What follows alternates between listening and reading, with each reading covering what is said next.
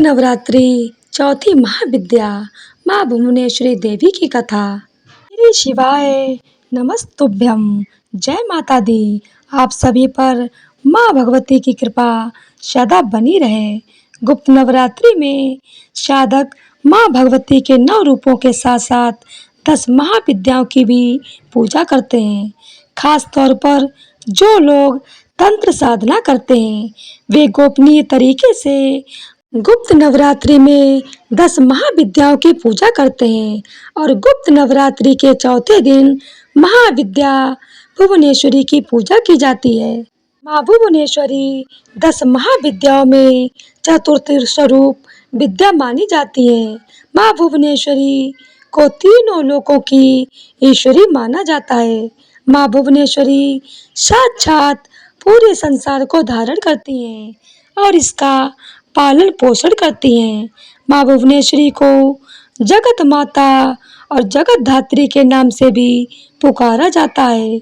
माँ भुवनेश्वरी आकाश, वायु, पृथ्वी, अग्नि और जल का निर्माण करती हैं। शास्त्रों में माँ भुवनेश्वरी को मूल प्रकृति कहते हैं। शास्त्रों में वर्णन मिलता है कि माँ भुवनेश्वरी भगवान शिव के वाम भाग में सदैव विराजमान रहती हैं और इनकी पूजा करने से अपार ऐश्वर्य की प्राप्ति होती है। जीवन की सभी समस्याएं दूर हो जाती हैं। माँ भुवनेश्वरी की पूजा करने वाले भक्तों की सभी मनोकामनाएं बहुत शीघ्र पूरी हो जाती हैं। माँ भुवनेश्वरी को शक्ति और सृष्टि कर्म में महालक्ष्मी स्वरूप माना जाता है। आदि शक्ति भगवती माँ भुवनेश्वरी भगवान शिव की सभी लीलाओं में उनकी सहचरी हैं, सदा उनके साथ साथ रहती हैं। माँ भुवनेश्वरी का स्वरूप बहुत ही सौम्य है और इनके समस्त अंग कांति से परिपूर्ण हैं। ये अपने सभी भक्तों को अभय और समस्त सिद्धियां प्रदान करती हैं। देवी पुराण में बताया गया है कि मूल प्रकृति का दूसरा नाम भुवनेश्वरी है। माँ भुवनेश्वरी के श्री अंगों से प्रातः काल के सूर्य के समान आभा निकलती रहती है। माँ अपने मस्तक पर चंद्रमा का मुकुट धारण करती हैं। इनके 3 नेत्र हैं और इनके मुख पर हमेशा मुस्कान छाई रहती है। माँ भुवनेश्वरी देवी के भुजाओं में पाश अंकुश वरद तथा अभय मुद्रा विराजमान रहती है। गुप्त नवरात्रि में माँ भुवनेश्वरी की पूजा करने के लिए सबसे पहले स्नान करने के बाद साफ स्वच्छ वस्त्र धारण करें। आप आज के दिन लाल या फिर हरे और नारंगी रंग के वस्त्रों का प्रयोग कर सकते हैं। अब किसी एकांत कमरे में या अपने घर के पूजा कक्ष में पूर्व दिशा की ओर मुंह करके बैठ जाएं। पूजा करने के लिए हमेशा पहले आसन का प्रयोग करें। अब अपने सामने एक लकड़ी की चौकी पर साफ वस्त्र बिछाकर उस पर गंगा जल छिड़क कर शुद्ध कर लें। अब एक प्लेट रखें, उस पर रोली से त्रिकोण का निर्माण करें। अब इस त्रिकोण में अखंडित अक्षत भर दें। अब इन अक्षतों पर सिद्ध प्राण प्रतिष्ठा युक्त भुवनेश्वरी यंत्र की स्थापना करें। भुवनेश्वरी यंत्र के समक्ष अक्षत की 10 ढेरियां बनाएं और इन ढेरियों के ऊपर क्रमशः एक एक लघु नारियल स्थापित करें। अब इन सभी लघु नारियल पर क्रमशः रोली का तिलक लगाएं। इसके बाद भुवनेश्वरी यंत्र के समक्ष शुद्ध घी का दीपक प्रज्वलित करें और यंत्र का पूजन करें। फिर ध्यान करें। अब दोनों हाथ जोड़कर माँ भुवनेश्वरी का सच्चे मन से ध्यान करके धूप दीप अक्षत पुष्प आदि से पूजा करें। फिर भुवनेश्वरी महाविद्या मंत्र का जाप करें। आप ओम देवी भुवनेश्वरी नमः इस मंत्र का जाप कर सकते हैं। मंत्र का जाप हमेशा सफेद हकीक की माला से ही करना चाहिए।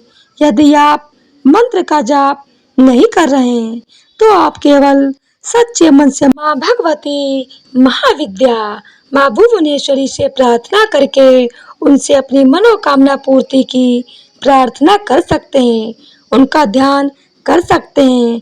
अगर आप चाहें तो माँ भुवनेश्वरी की पूजा किसी शिव मंदिर में जाकर भी कर सकते हैं। इसके लिए सबसे पहले किसी भी शिव मंदिर में जाकर षोडशोपचार द्वारा माँ भगवती भुवनेश्वरी का पूजन करें। अब गाय के घी का दीपक जलाएं, कपूर जलाकर धूप जलाएं और माँ भुवनेश्वरी को सफेद पुष्प, चंदन, अक्षत और इत्र अर्पित करें। भुवनेश्वरी को मावे का या मावे से बनी मिठाई का भोग लगाएं। माँ भगवती की पूजा संपन्न करने के बाद माँ को चढ़ाए गए भोग को किसी भी सुहागिन महिला को आप दे सकते हैं और अगर ऐसा करना संभव ना हो तो आप माँ पार्वती जी के चरणों में ही इस प्रसाद को अर्पित कर सकते हैं। यदि आप ऐश्वर्य प्राप्त करना चाहते हैं तो माँ भुवनेश्वरी पर रात रानी का इत्र अर्पित करें। पारिवारिक समस्या को दूर करने के लिए माँ भुवनेश्वरी को 12 सफेद पुष्प अर्पित करें। यदि आपकी कोई विशेष मनोकामना है तो उसकी पूर्ति आप चाहते हैं तो माँ भुवनेश्वरी पर चढ़े हुए अक्षतों को आप अपने घर में किसी सुरक्षित स्थान पर छुपाकर रख दें। मनोकामना पूर्ति होने के बाद उन अक्षतों का आप विसर्जन कर दें। माँ भुवनेश्वरी की पूजा में कुछ बातों का भी ध्यान आपको रखना होता है। महाविद्या माँ भुवनेश्वरी की उपासना करने के लिए उपासक को सिद्ध प्राण प्रतिष्ठित भुवनेश्वरी यंत्र, सफेद हकीक या रुद्राक्ष की माला, 10 लघु नारियल या 3 चीजें होना अति आवश्यक है। लघु नारियल का वास्तुशास्त्र में विशेष महत्व बताया गया है। दरअसल जो छोटे नारियल होते हैं उन्हें ही लघु नारियल कहते हैं। लघु नारियल को पूजा घर में रखना बहुत शुभ माना जाता है। लघु नारियल की पूजा करने से घर में धन संबंधी समस्याएं दूर हो जाती हैं। माँ भुवनेश्वरी की साधना हमेशा सुबह 4 से 6 बजे के बीच या रात में 10:15 बजे के बाद ही करनी चाहिए। माँ की पूजा करने के बाद भुवनेश्वरी कवच का पाठ अवश्य करना चाहिए। माँ भुवनेश्वरी की यह साधना 11 दिनों की होती है। जो तांत्रिक लोग होते हैं उनके लिए ये नियम है, लेकिन जो लोग केवल गुप्त नवरात्रि के बहुत ही सरल आसन विधि से व्रत रख रहे हैं उन्हें केवल सरल विधि से माँ भुवनेश्वरी की पूजा बाकी दिनों की तरह करनी चाहिए। माँ भुवनेश्वरी की साधना करते समय उपासक को पूरी आस्था के साथ सभी नियमों का पालन करना चाहिए। साधक को माँ भुवनेश्वरी की साधना उपासना से जुड़ी सभी जानकारियों को पूर्ण रूप से गोपनीय रखना चाहिए, अर्थात गुप्त रखना चाहिए, नहीं तो पूजा सफल नहीं होती है। 11 दिनों के बाद पूजा संपन्न करने के बाद भुवनेश्वरी यंत्र को अपने घर के मंदिर या तिजोरी में लाल वस्त्र में लपेटकर 1 साल के लिए रख देना चाहिए। पूजा में इस्तेमाल की गई सभी सामग्री को नदी में प्रवाहित कर देना चाहिए या किसी पीपल के नीचे गड्ढा खोदकर दबा देना चाहिए। सामग्री का विसर्जन अगले दिन करना चाहिए। इस प्रकार माँ भुवनेश्वरी की पूजा करने से आपकी साधना पूर्ण हो जाएगी और आपके ऊपर माँ भुवनेश्वरी की असीम कृपा सदैव बनी रहेगी। माँ भुवनेश्वरी की साधना करने से मनुष्य को ज्ञान, धन, सम्मान और प्रतिष्ठा प्राप्त होती है। गुप्त नवरात्रि के चौथे दिन माँ भगवती के कुष्मांडा रूप की भी पूजा की जाती है। तो अब जानिए माँ कुष्मांडा की कथा के बारे में। माँ कुष्मांडा अष्टभुजाओं वाली देवी कहलाती हैं। मान्यता है कि नवरात्रि के चौथे दिन माँ कुष्मांडा की पूजा करने वाले भक्त की सारी मनोकामनाएं पूरी हो जाती हैं। भक्तों को सुख सौभाग्य की प्राप्ति होती है। यदि पढ़ने वाले छात्र देवी कुष्मांडा की पूजा करें तो उनके बुद्धि और विवेक में भी वृद्धि होती है। माँ कुष्मांडा भक्तों के रोग शोक विनाश से मुक्ति करके उन्हें आयु यश बल और बुद्धि प्रदान करती हैं। माँ कुष्मांडा शेर पर सवारी करते हुए प्रकट होती हैं। अष्टभुजाधारी माँ मस्तक पर रत्न जड़ित मुकुट धारण करती हैं और अत्यंत दिव्य रूप से सुशोभित होती हैं। माँ कुष्मांडा ने अपनी अष्टभुजाओं में कमंडल, कलश कमल, सुदर्शन चक्र, गदा, धनुष बाण और माला धारण किया हुआ है। माँ कुष्मांडा का यह रूप भक्तों को जीवन शक्ति प्रदान करने वाला माना गया है।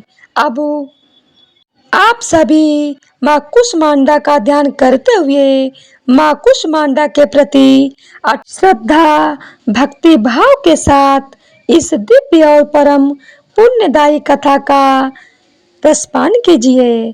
सभी मिलकर प्रेम से बोलिए कुष्मांडा माता की जय हो। किसी देश में सुशील नाम का एक निर्धन ब्राह्मण रहता था। वह हर दिन मिलने वाली भिक्षा से ही वह अपने परिवार का पेट पालता था।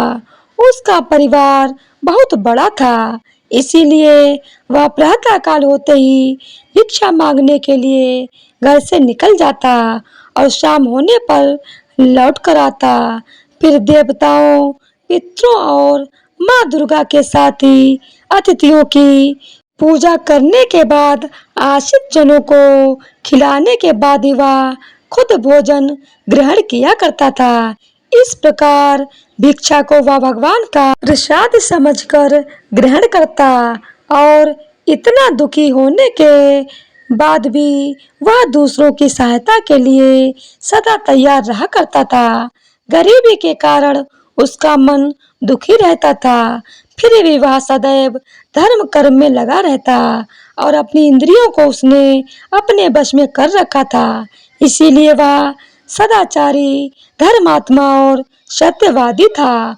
उसके हृदय में कभी भी अहंकार, क्रोध या ईर्ष्या जैसे बुरे विचार उत्पन्न ही नहीं होते थे।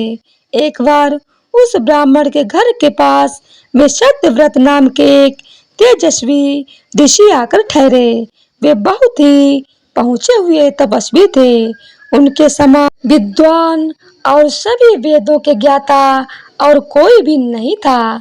जल्द ही बहुत सारे लोग उनके दर्शन के लिए आने लगे। उस ब्राह्मण के मन में भी तपस्वी से मिलने की इच्छा जागी और वह भी उनसे सेवा में उपस्थित हो गया।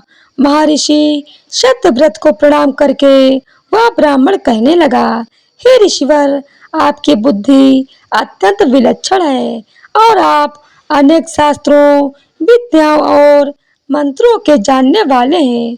मैं एक निर्धन, दरिद्र और बेसहारा ब्राह्मण हूँ।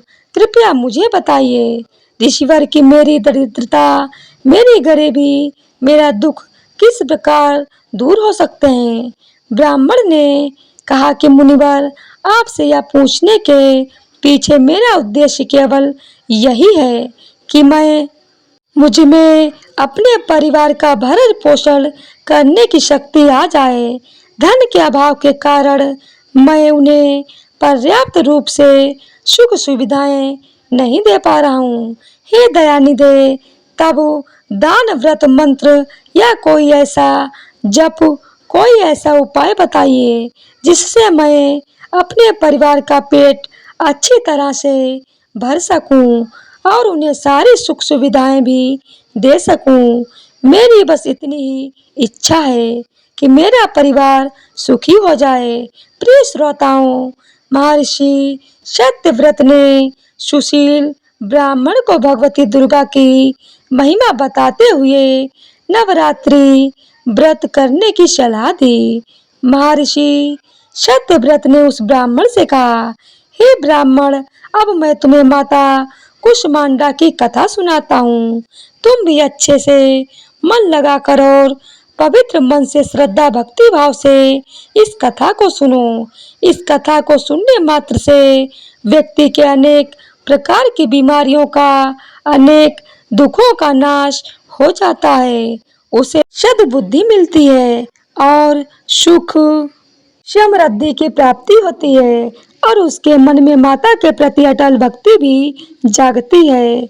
यह उस समय की बात है जब संपूर्ण ब्रह्मांड अंधकार से भरे हुए एक शून्य के समान लग रहा था, लेकिन फिर दिव्य प्रकाश की एक किरण चारों ओर फैली। अंधेरा उजाले में बदल गया। अब उस प्रकाश की कोई सीमा नहीं थी। देखते ही देखते वह दिव्य प्रकाश एक दिव्य नारी के रूप में बदल गया। वह और कोई नहीं बल्कि स्वयं देवी कुष्मांडा थी। अपनी मंद हल्की हंसी के साथ अंड यानी ब्रह्मांड को उत्पन्न करने के कारण इन देवी को कुष्मांडा नाम से पुकारा गया और देवी कुष्मांडा के मुख की मुस्कान के कारण ब्रह्मांड का जन्म हुआ। हे ब्राह्मण, उन्होंने ही पृथ्वी, सभी ग्रहों, चंद्र, सूर्य, तारे और आकाश गंगा को अस्तित्व में लाया। संसार में जीवन बनाए रखने के लिए सूर्य देवता की आवश्यकता थी, तो माँ कुष्मांडा ने माता ने ही अपने आप को सूर्य में समाहित कर दिया। सूर्य संसार में जीवन का पर्याय है, तो देवी कुष्मांडा उनकी शक्ति है। माता कुष्मांडा ही समस्त ऊर्जा का स्रोत है। जब वह सूर्य भगवान के मूल में वास करती हैं, तो देवी का अलौकिक तेज भगवान सूर्य को जीवन प्रदान करने की, उन्हें प्रकाशमान बने रहने की क्षमता देता है।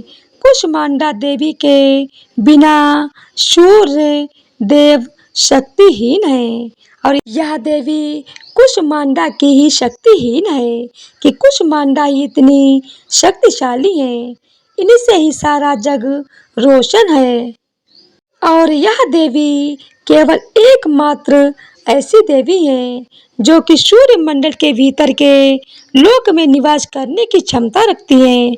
माँ की पूजा करने वाले व्यक्ति को अनेक प्रकार से सुखों की प्राप्ति होती है और ऐसा व्यक्ति अपने जन्म जन्मांतर के पापों का नाश करके माता की कृपा से इस जीवन में सभी प्रकार के सुख सुविधाओं की प्राप्ति करता है।